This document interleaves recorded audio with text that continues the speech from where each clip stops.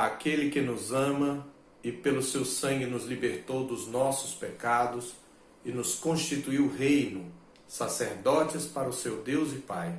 A ele seja a glória e o domínio pelos séculos dos séculos. Amém. Graça, misericórdia e paz da parte de Deus, nosso Pai, e do nosso Senhor Jesus Cristo. Eu quero convidá-los a meditar comigo na Epístola de Paulo aos Colossenses, no capítulo 1.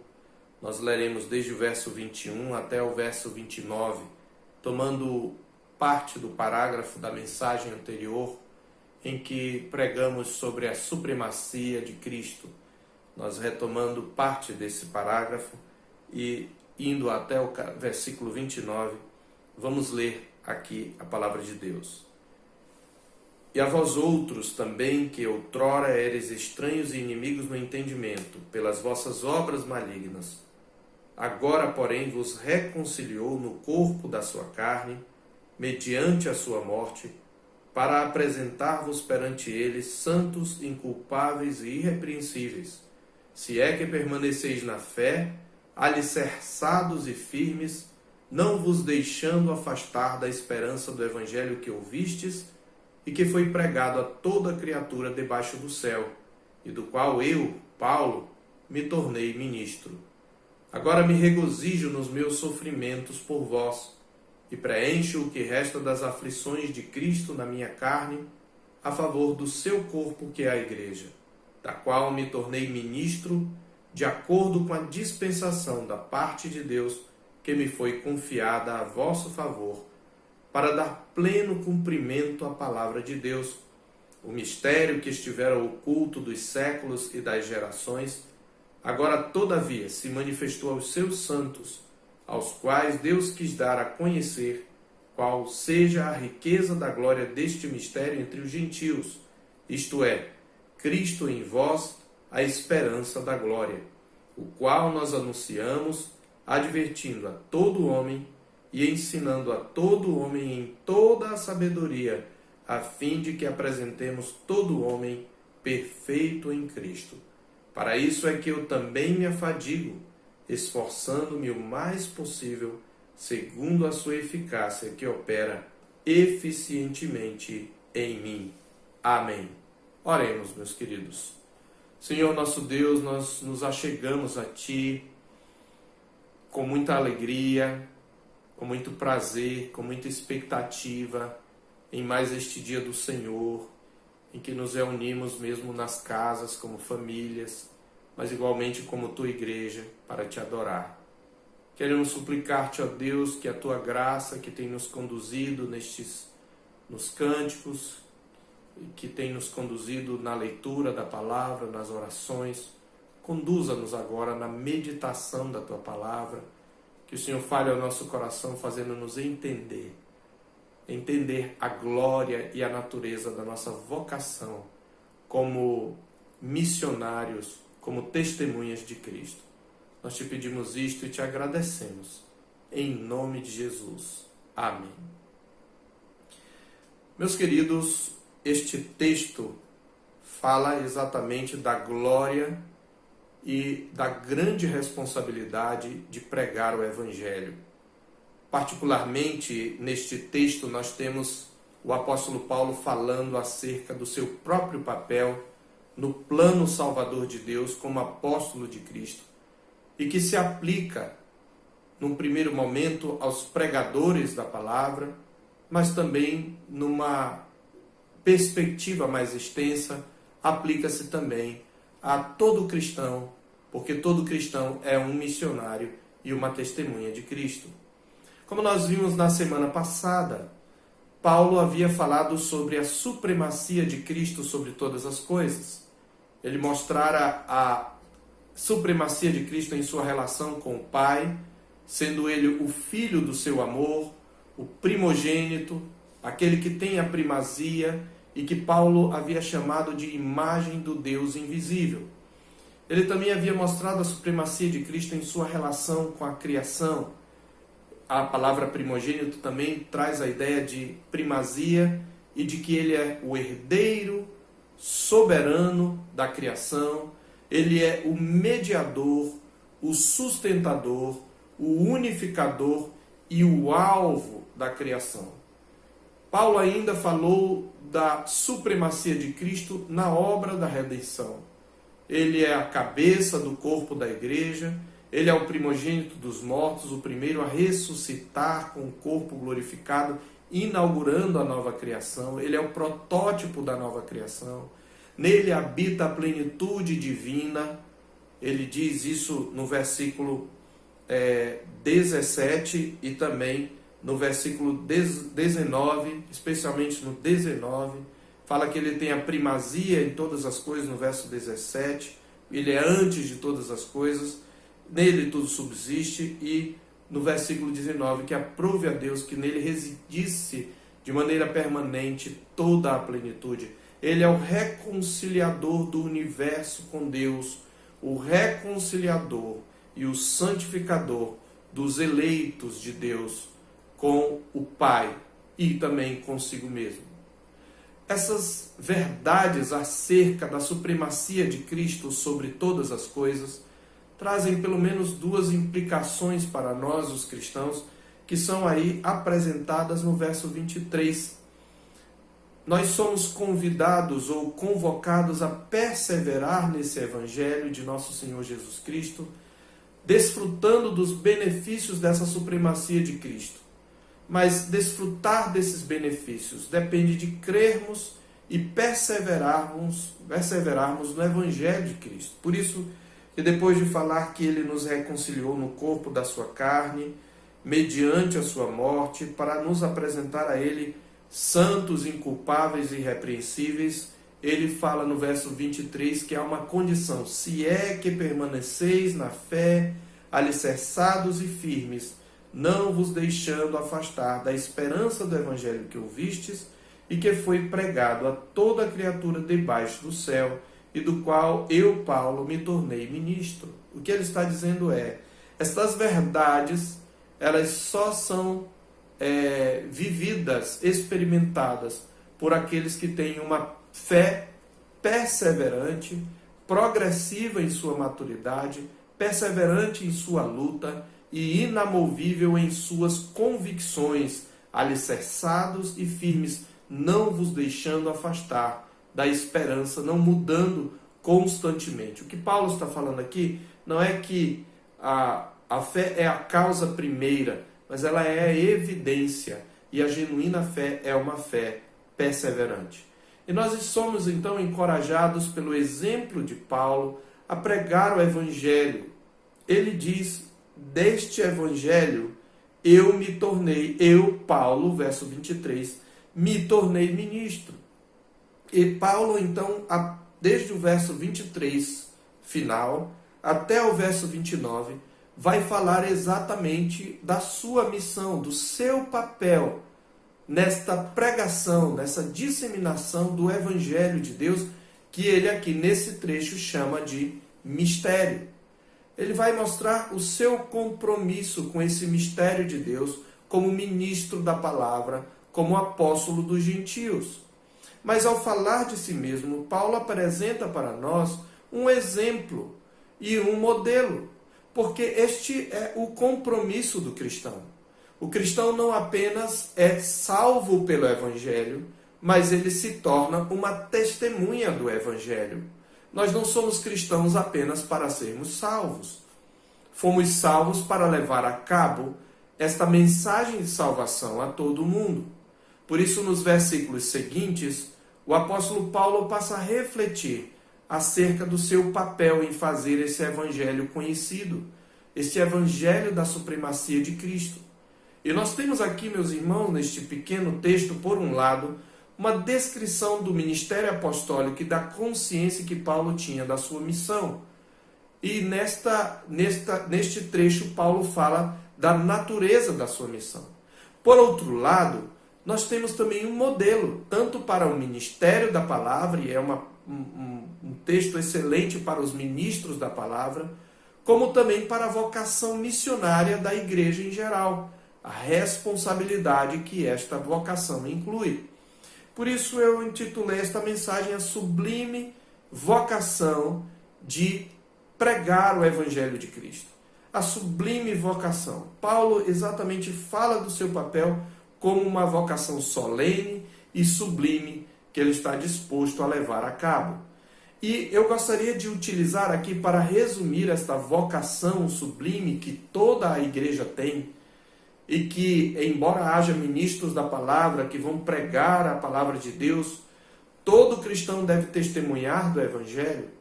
Eu quero resumir isto em 3 palavras. A palavra ministro, a palavra mordomo e a palavra mártir. Olhando aqui para o exemplo de Paulo, podemos dizer que o cristão é um ministro do Evangelho de Cristo, o cristão é um mordomo da graça de Cristo e o cristão é um mártir da mensagem do Evangelho de Cristo. É um mártir da causa de Cristo, é um mordomo da graça de Cristo e é um ministro do Evangelho de Cristo. Então, o primeiro ponto, o cristão é um ministro da Igreja de Cristo. É claro que nós precisamos distinguir aqui o que Paulo fala quando ele se chama ministro, daquilo que se pode utilizar aplicando a todo cristão, para depois expandirmos para todo cristão. Quando Paulo se denomina aqui ministro, ele diz que o evangelho, do qual os colossenses não deveriam se afastar, foi pregado a toda criatura debaixo do céu, e ele diz, do qual eu, Paulo, me tornei ministro. Por um lado, quando ele se denomina aqui ministro, que é uma tradução da palavra diáconos, ele está se referindo ao seu apostolado, portanto, ele está se referindo a uma certa autoridade. E nesse aspecto, obviamente, o apostolado é algo único, singular, específico, daqueles a quem Deus enviou para nos deixar o seu evangelho através das Escrituras. Mas ele está dizendo que ele tinha responsabilidade de lançar o fundamento do evangelho, só que entre os gentios. O apostolado de Paulo foi especificamente entre os gentios, embora ele tenha pregado a judeus, mas o Senhor Deus o chamou para lançar os fundamentos do evangelho entre os gentios.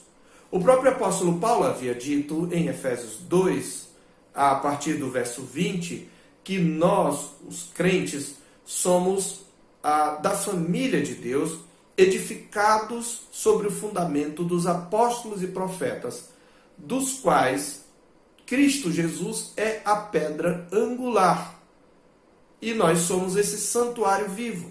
E Paulo, quando diz eu me tornei ministro deste evangelho, quando ele fala da graça que me foi concedida para vós outros, ele está, por um lado, se referindo ao seu ministério autorizado da palavra. Ele está enfatizando a humildade, porque ele é um diácono, um servente, este que é o sentido, alguém que serve à mesa, mas ao mesmo tempo a autoridade de sua incumbência. Ele é um servente, mas ele também é um ministro autorizado da palavra. Paulo havia falado sobre esta incumbência em Romanos, capítulo 15 também, no versículo 16. Eu quero ler esta passagem, porque ela corrobora com aquilo que Paulo fala aqui. Romanos 15, verso 16, está escrito, para que eu seja ministro de Cristo Jesus entre os gentios, no sagrado encargo de anunciar o evangelho de Deus, de modo que a oferta dele seja aceitável, uma vez santificada pelo Espírito Santo.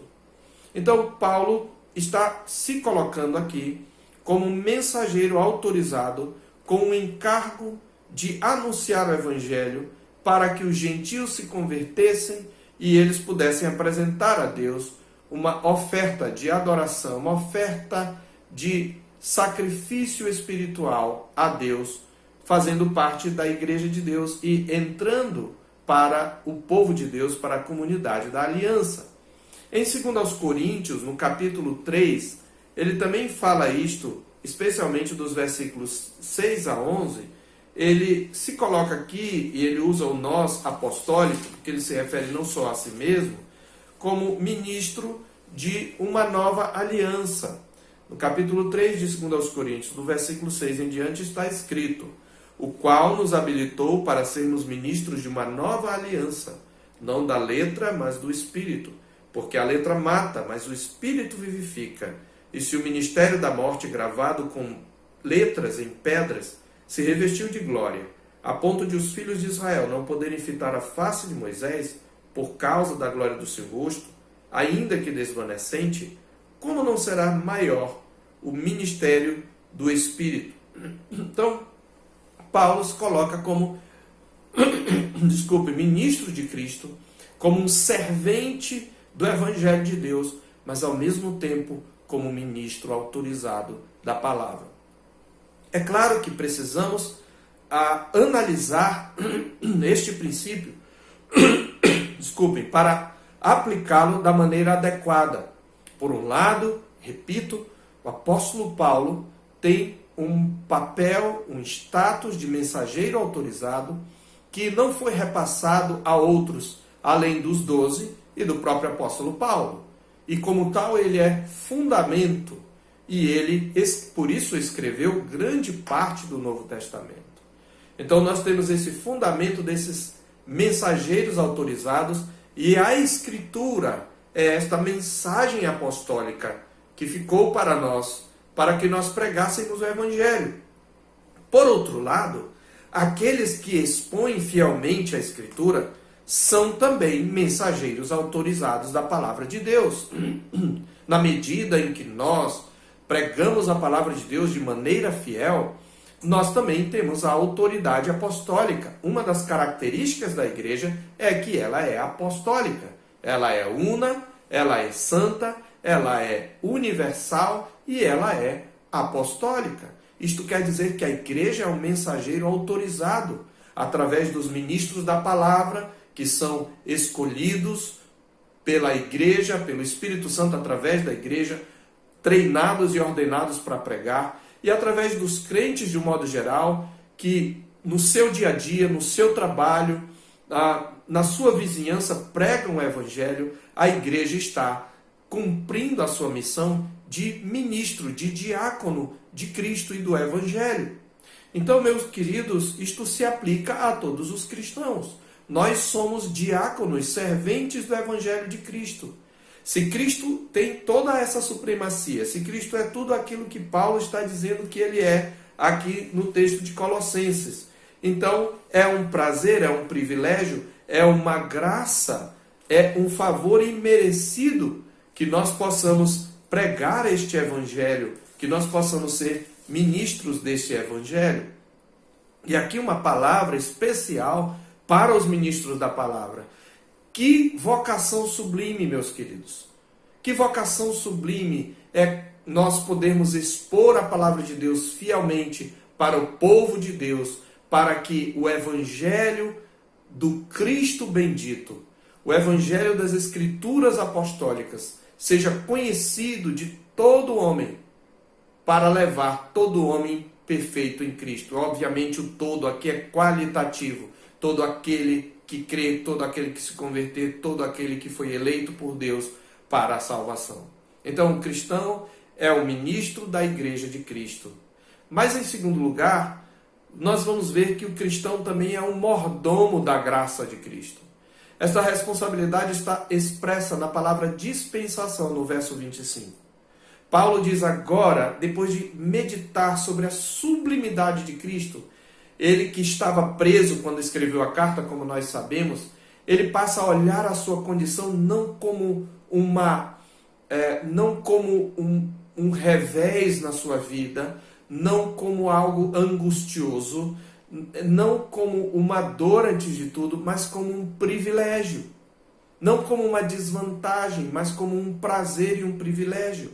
Por isso ele diz: agora me regozijo nos meus sofrimentos por vós, e preencho o que resta das aflições de Cristo na minha carne a favor do seu corpo, que é a igreja, da qual me tornei ministro. Ele diz que ele é ministro do Evangelho, no verso 23, no final. Agora ele diz que ele é também ministro da igreja, porque ele prega o Evangelho à igreja.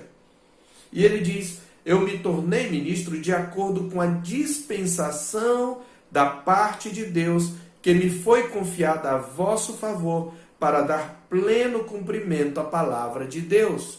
Essa palavra dispensação é a palavra que deu origem ao nosso termo economia, oikonomia. Oikos é casa e nomia é alguma coisa como regulação ou administração.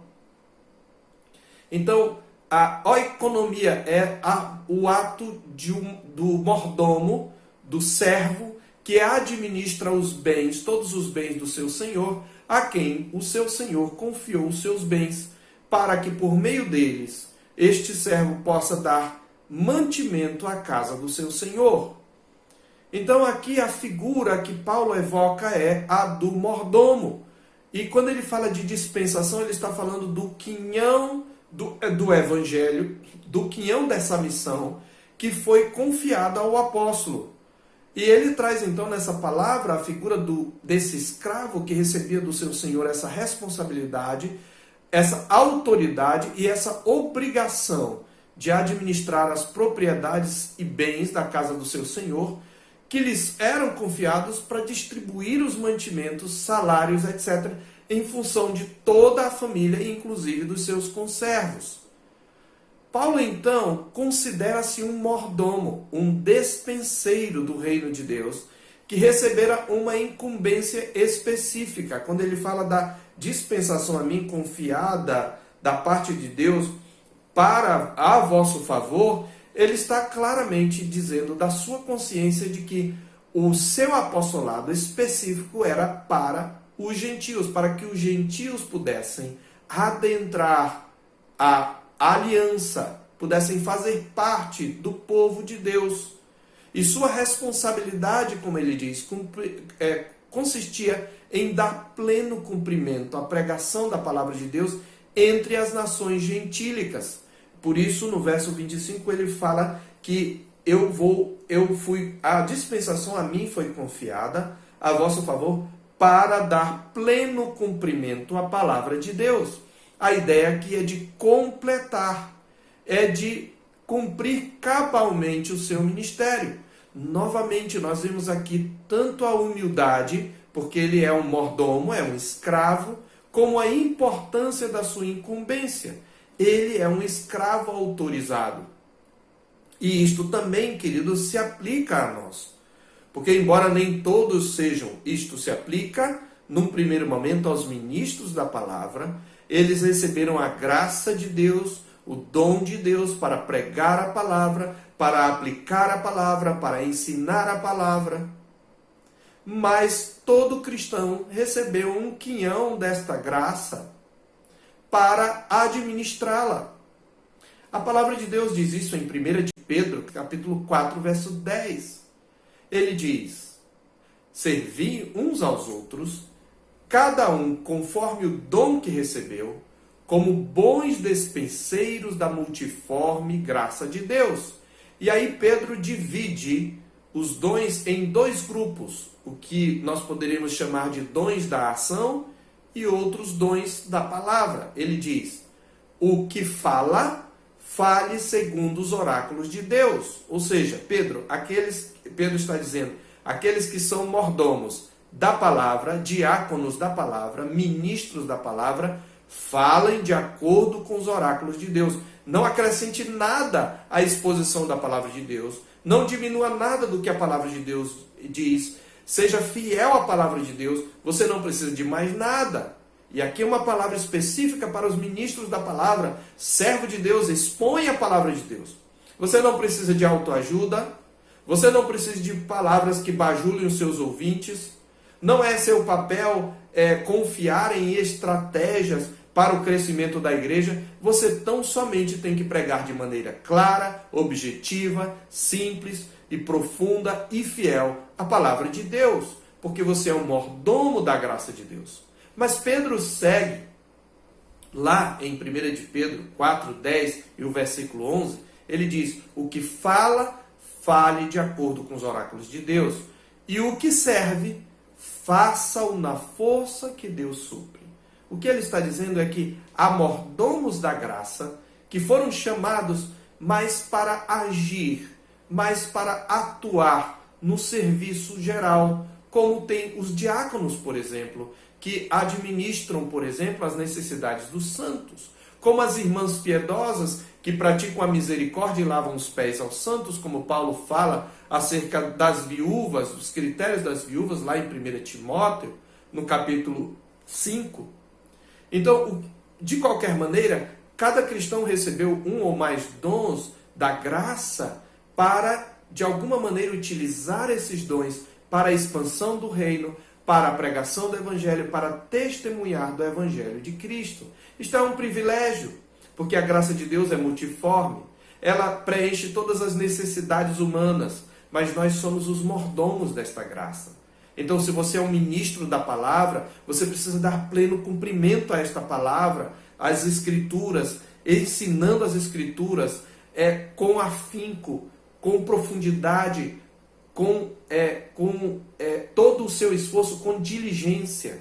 E se você é alguém que serve a igreja de Deus através dos dons de misericórdia, de serviço, ou seja, de exortação, que você possa entender que você é um mordomo da graça de Deus. O cristão é um despenseiro da multiforme graça de Deus. Que privilégio maravilhoso! Mas em terceiro e último lugar, Paulo também se apresenta como um mártir da causa de Cristo.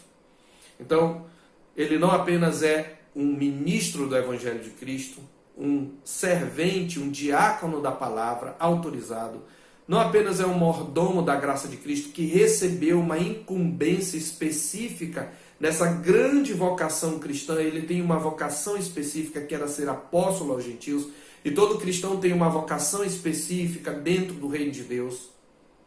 Ele também é um mártir da causa de Cristo. Veja o que ele diz no verso 25. Desde o verso 24, ele diz: agora me regozijo nos meus sofrimentos por vós. Paulo estava sofrendo por causa do Evangelho. Paulo estava sofrendo para levar a cabo a palavra de Deus. A própria prisão de Paulo fazia parte do seu ministério. Como ele fala no capítulo 1 de Filipenses, as suas cadeias em Cristo contribuíram para levar o Evangelho onde ele não iria se ele não fosse preso, até a guarda pretoriana, até a casa de César. E é por isso que ele diz que eu me regozijo nos meus sofrimentos por vós e preencho o que resta das aflições de Cristo na minha carne a favor do seu corpo, que é a igreja. É essa consciência que Paulo mostra ao lembrar que tem a incumbência de completar em seu próprio corpo as aflições de Cristo em favor da igreja. Veja que palavra forte. E preencho o que resta das aflições de Cristo na minha carne a favor do seu corpo, que é a igreja. Como assim? Em que sentido as aflições de Cristo são preenchidas por Paulo na sua carne? Em primeiro lugar, o que nós vemos aqui é claramente a doutrina da união do crente com Cristo. Porque quando o crente sofre por causa do Evangelho, Cristo está sofrendo pelo Evangelho. O próprio apóstolo Paulo ouviu de Cristo quando ele perseguia a igreja, você lembra lá no caminho de Damasco? O que foi que o apóstolo Paulo ouviu? O Senhor disse: Saulo, Saulo, por que me persegues? E ele disse: quem és tu, Senhor? Jesus disse: eu sou Jesus, a quem tu persegues. Ora, Jesus já estava exaltado à destra de Deus, mas perseguir a igreja de Cristo é perseguir a Cristo, pois a igreja é corpo de Cristo, a igreja está em Cristo e Cristo está na igreja. Tudo o que acontece com a igreja tem influência no que diz respeito a Cristo. E tudo o que aconteceu e acontece com Cristo tem influência no que diz respeito à igreja. Esta é a união mística do cristão com Cristo. Mas além disso, o apóstolo Paulo está se colocando aqui, ele está dizendo então que ele é um mártir da causa de Cristo. E aqui ele está falando do preço que ele está disposto a pagar e do preço que efetivamente ele está pagando. Na verdade, não sei quantos sabem, mas a palavra testemunha é exatamente a palavra grega mártir. Mártir é a palavra grega para testemunha, que envolve alguém que tem tanto compromisso com aquilo do que é testemunha, que está disposto a sofrer. Não é isto que nós somos, queridos, neste mundo. Não é isto que a palavra de Deus diz. Mas prossigamos. Em que sentido as aflições de Cristo em favor, na sua carne, em favor do seu corpo, são preenchidas por Paulo? É claro que isto não significa que o sofrimento de Paulo ou de qualquer cristão tem um caráter redentor semelhante ao da paixão de Cristo, cujo valor é completo, perfeito e ele fez de uma vez por todas. Como observou certo comentarista, a palavra tribulação nunca é usada em conexão com o caráter redentor da paixão e morte de Jesus Cristo, que é designada com os termos sangue, cruz, morte. Esses são os termos que se aplicam ao sofrimento específico de Cristo, mostrando o seu caráter singular como um sofrimento substitutivo, vicário e redentor. Por outro lado, a tribulação aponta para os sofrimentos do tempo final que afligem os justos e que pré-anunciam a irrupção do reino e do julgamento de Deus, e são associadas à perseguição por causa da palavra de Deus, ou ao empenho apostólico missionário. Então, em que sentido Paulo estaria completando os sofrimentos de Cristo pela sua igreja?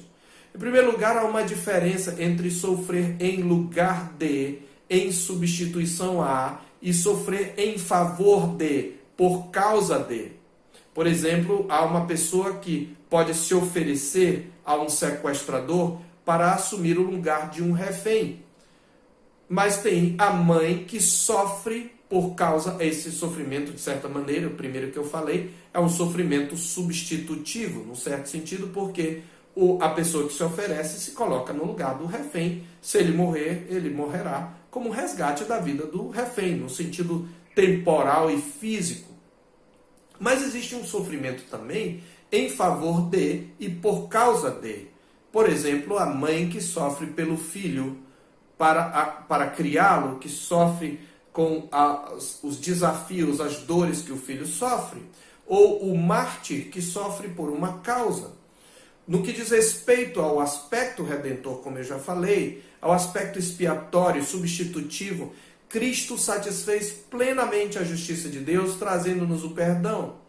Mas no que diz respeito aos sofrimentos em favor da edificação da igreja redimida, aos sofrimentos que são comuns a este processo de proclamar o evangelho, Cristo ainda continua sofrendo no ministério dos seus servos que lutam pelo evangelho para a edificação do seu corpo, que é a igreja. Então, o que Paulo quer nos ensinar, primeiro, é que os seus sofrimentos eram parte inerente de sua missão em favor da igreja. E aqui, queridos, uma verdade muito importante e esquecida nos dias de hoje. Muitas pessoas se tornam cristãos para deixarem de sofrer. Muitas pessoas se tornam cristãos porque elas querem felicidade nesse mundo. Mas, embora Deus tenha já prometido a felicidade plena no novo céu e na nova terra, Ele nos chama para servi-lo e para sofrer, porque este mundo não é o nosso lar. Então, os sofrimentos fazem parte inerente da missão cristã, na pregação do Evangelho, e eles são necessários para atingir o objetivo final de Cristo, que é a reconciliação de todas as coisas. Por isso ele diz, eu preencho o que resta das aflições de Cristo no meu corpo. Então, é claro que não é Cristo em si, mas no corpo dele, Cristo está sofrendo. Por quê? Por causa da sua união com Cristo. Então, o crente é, por assim dizer, meus queridos, por causa da sua união com Cristo, ele é uma extensão, é uma encarnação de Cristo no mundo. De sorte que os sofrimentos do crente por causa do Evangelho são uma extensão e um complemento dos sofrimentos de Cristo em favor de sua igreja, não no sentido expiatório, substitutivo, mas no sentido de suportarem o peso de ser perseguidos por causa de tão grande missão, na qual eles representam a Cristo.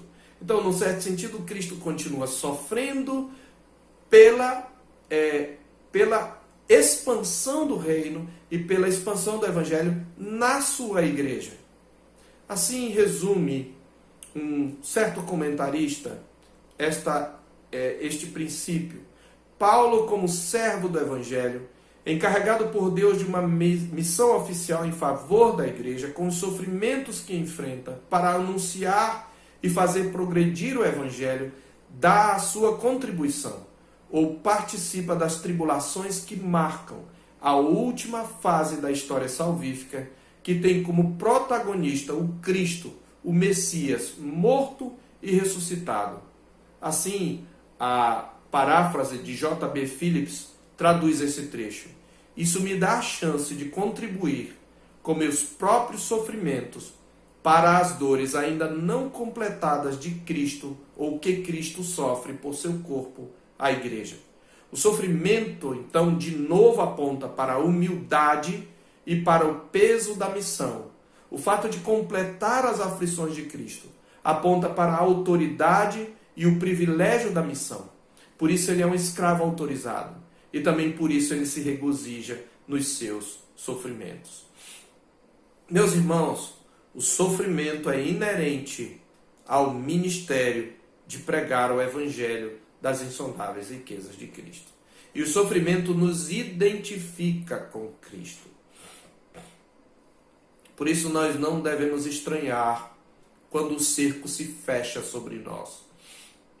Mesmo no Ocidente, o cerco tem se fechado sobre os cristãos.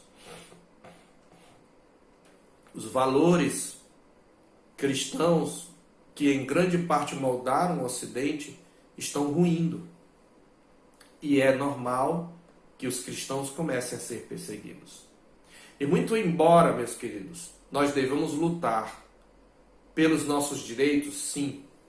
Muito embora nós tenhamos ainda uma Constituição que devemos usar, nós devemos estar preparados, se aprouver ao Senhor Deus, que nós preenchamos o que resta das aflições de Cristo em favor do seu corpo, que é a igreja.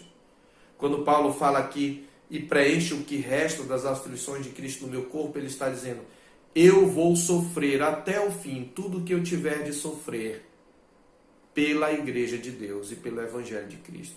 Cristão, você tem esse sentimento? É este sentimento que nós devemos ter. Lembre-se que entre as bem-aventuranças, a última delas diz: bem-aventurados sois, bem-aventurados os perseguidos por causa da justiça. Bem-aventurados sois quando por minha causa vos injuriarem, vos perseguirem e, mentindo, disserem todo o mal contra vós. O cerco está se fechando. Não está longe. Já existem cristãos sendo perseguidos porque são fiéis aos valores cristãos. Existem cristãos sendo perseguidos.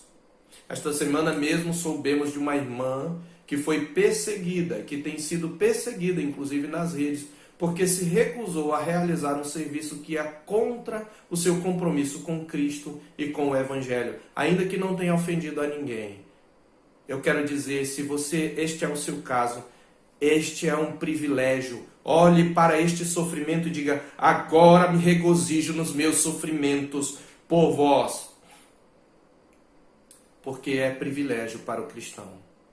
Como nós já sabemos, a responsabilidade de Paulo consistia em dar pleno cumprimento à pregação da palavra de Deus entre as nações gentílicas.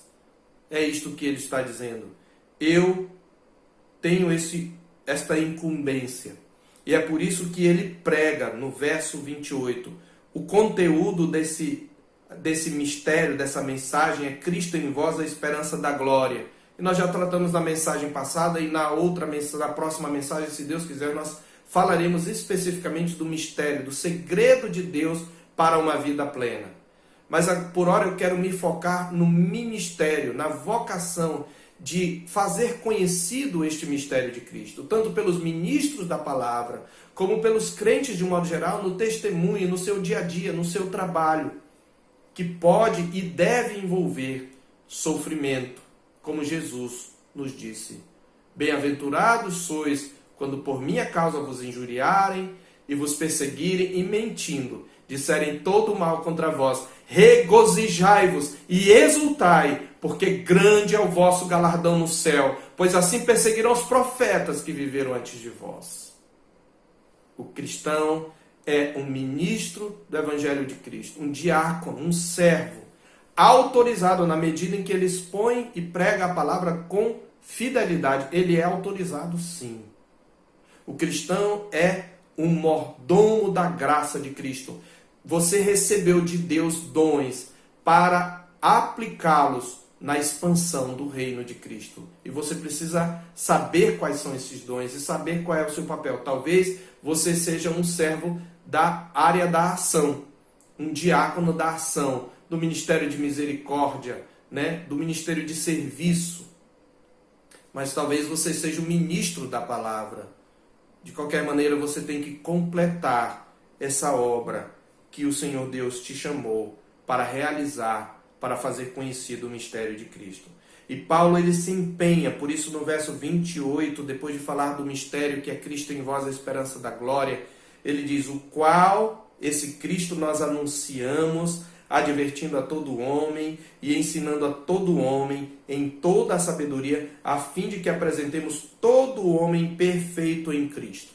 Veja que o objetivo de Paulo não é levar as pessoas a aceitar Jesus. Muitas pessoas acham que pregar o Evangelho ou a incumbência do ministério da palavra, e aqui eu quero trazer uma aplicação específica para os ministros da palavra. Se você é um ministro da palavra, o seu objetivo não é apenas levar as pessoas a aceitar Jesus, como se diz normalmente. O apóstolo Paulo diz que o seu objetivo é apresentar todo homem perfeito em Cristo. O Evangelho não é só uma mensagem de perdão. O Evangelho é uma mensagem que diz respeito a todas as atividades da vida. E o Evangelho deve não só penetrar na nossa vida e nos converter a Cristo, no que diz respeito a crer nele para a salvação, mas uma vez convertidos, nos levar a andar de acordo com o que Cristo nos ordena em sua palavra. Por isso ele diz: o qual nós anunciamos, advertindo a todo homem, ensinando a todo homem em toda a sabedoria. É preciso pregar o Evangelho em termos de ensinar as suas implicações para todas as áreas da vida, até apresentar cada crente maduro em Cristo. Este é o objetivo da pregação da palavra. Por meio do anúncio contínuo, o qual nós anunciamos a todo homem, proclamar, aqui tem um tom solene, cerimonioso, tem a força de uma reivindicação por parte do mensageiro acerca dessa mensagem, e Paulo está implicitamente reivindicando também sua autoridade apostólica, mas ele diz: nós anunciamos, advertindo a todo homem e ensinando a todo homem. Então, uma proclamação contínua, um aconselhamento ou admoestação contínua, a ideia de colocar na mente, corrigir mediante a admoestação, incluindo tanto o encorajamento como a repreensão, e por meio de uma instrução contínua, ensinando a todo homem, até que apresentemos todo homem perfeito em Cristo. O Evangelho tem a função de transformar as vidas, transformar o caráter, para que essas pessoas reflitam o caráter de Cristo.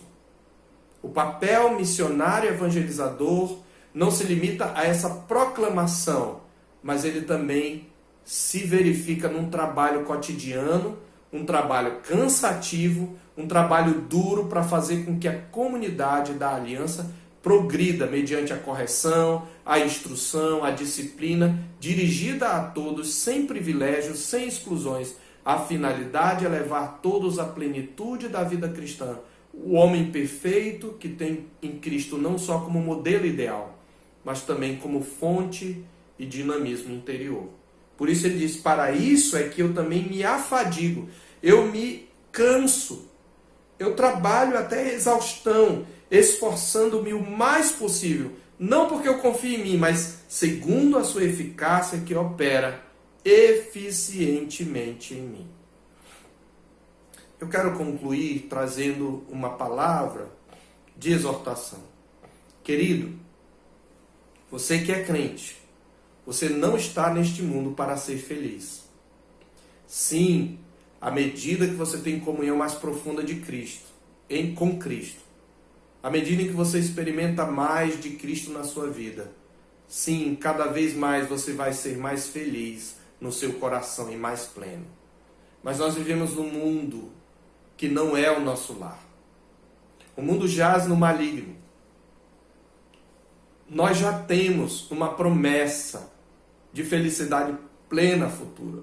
Agora é o momento de trabalhar. E trabalhar arduamente. Nós somos servos, diáconos do Evangelho de Cristo. E quando nós agimos de maneira fiel, nós nos tornamos mensageiros autorizados também. A igreja é a igreja apostólica. Ela precisa pregar o Evangelho fielmente. E para isso nós precisamos entender o nosso papel. Nós precisamos entender que somos mordomos da graça de Cristo. A cada um de nós Deus deu uma porção, a cada um de nós Deus confiou uma porção. Seja aquele que serve ou que age, seja aquele que prega a palavra. Mas isto envolve disposição para sofrer. Não só disposição para sofrer, mas regozijo. Você já sofreu por ser cristão? Então regozije-se com isso. Faz parte do trabalho árduo de levar adiante, de expandir o reino de Deus, o domínio de Deus para o mundo. Por isso nós precisamos trabalhar arduamente, nos afadigar, não para ter sucesso nesse mundo. Muitos cristãos estão se afadigando para terem sucesso nesse mundo, para ter uma boa carreira, para ter um bom salário, para ter um reconhecimento. Não, querido, mesmo você que não é um ministro da palavra, mas que trabalha no chamado trabalho secular, o seu objetivo é se afadigar para ser uma testemunha fiel de Deus. E se no seu trabalho você for perseguido por causa disso, alegre-se com isso, porque você está preenchendo o que resta das aflições de Cristo no seu corpo em favor da igreja de Deus. Mas você deve trabalhar, em último lugar. Isso envolve uma luta, porque ele está falando esforçando-me o mais possível. A palavra aqui descreve o esforço, os perigos e a garra de uma luta ou corrida atlética. Ele está descrevendo aqui aquelas lutas atléticas que ocorriam no primeiro século.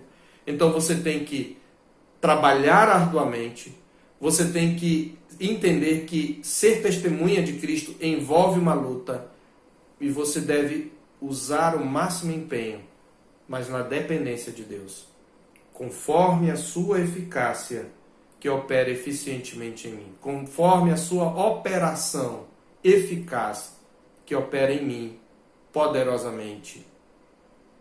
Tem se falado muito no meio evangélico da herança que está preparada para mim, que o gafanhoto não tocará, tendo-se na maioria das vezes os benefícios que nós podemos ter, e principalmente referindo-se a benefícios materiais, saúde, prosperidade, para que eu administre, mas pouco tem se falado da herança espiritual que me foi dada para administrar em favor da igreja de Deus, em favor do próximo.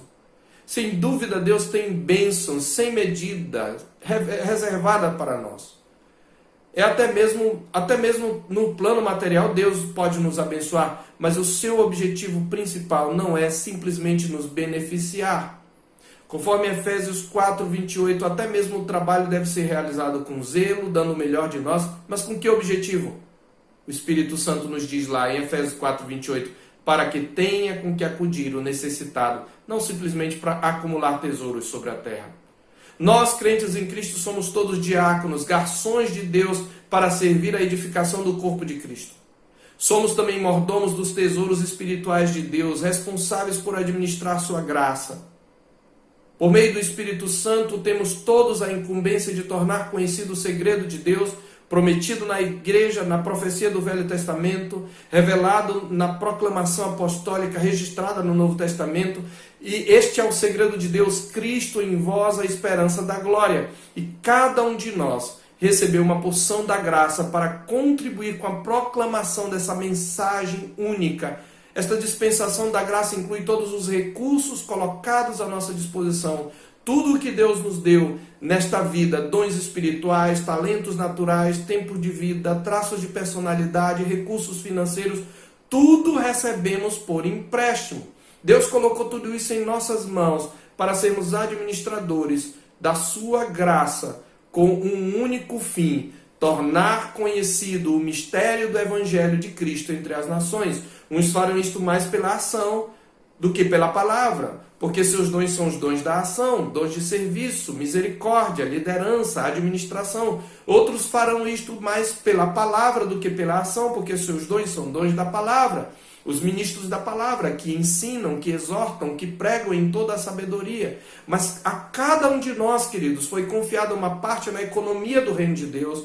Cada um tem um quinhão pelo qual é responsável no que diz respeito à proclamação do Evangelho, cujo conteúdo central é Cristo. Cada um tem uma parte a desempenhar nessa grande missão. Esta é a nossa função principal, nossa prioridade máxima. Este é o nosso serviço exclusivo.